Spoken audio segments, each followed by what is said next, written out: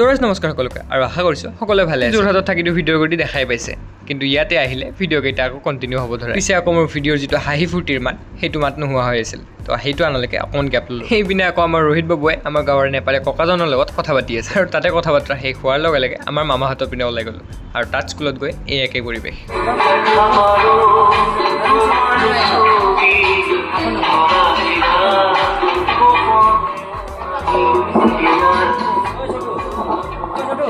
সঁচাকৈ জুবিন দা আমাৰ হিয়াৰ কোণত সদায় থাকি যাব। পিছে আমাৰ ৰোহিত বাবুৱে কোনটো কোণত গৈ পৰে ঠিক নোহোৱা হৈছে। চাইকেল চলাব গৈ সি বেচেৰা ইফাল সিফাল পৰি মৰিছে। কিন্তু এনেতে টিভিত লাইভ টেলিকাষ্ট আৰম্ভ হ'ল, আৰু এই লাইভ টেলিকাষ্টটো কোনো অসমীয়াই জীৱনত ভবা নাছিল। ঠিকেই ধৰিছে, জুবিন দা আজি আমাৰ মাজত অমৰ হ'বৰ কাৰণে এটা নতুন ৰাস্তাত আগবাঢ়িছে, আৰু জুবিন দাৰ সেই নতুন বাটৰ সাৰথি হ'ব আমাৰ সাহস, আমাৰ ভালপোৱা আৰু একমাত্ৰ মায়াবী। গতিকে তেখেতৰ আত্মাৰ সদগতিৰ লগতে ন্যায় কামনা কৰোঁ। পিছে এই বস্তুবোৰৰ পৰা আমাৰ এজন মানুহ দূৰলৈ গৈ আছে, মানে আমাৰ ৰোহিত বাবুৱা ঘৰলৈ গৈ আছে। আহিব বাৰু উভতি, নিশ্চয় লগ পাম অলপ এটা অন্য ধৰণৰ ধুনীয়া ভিডিঅ'। তেতিয়ালৈকে আমিও ঘৰলৈ যাওঁ, নহ'লে 3টা বাজিয়ে গ'ল।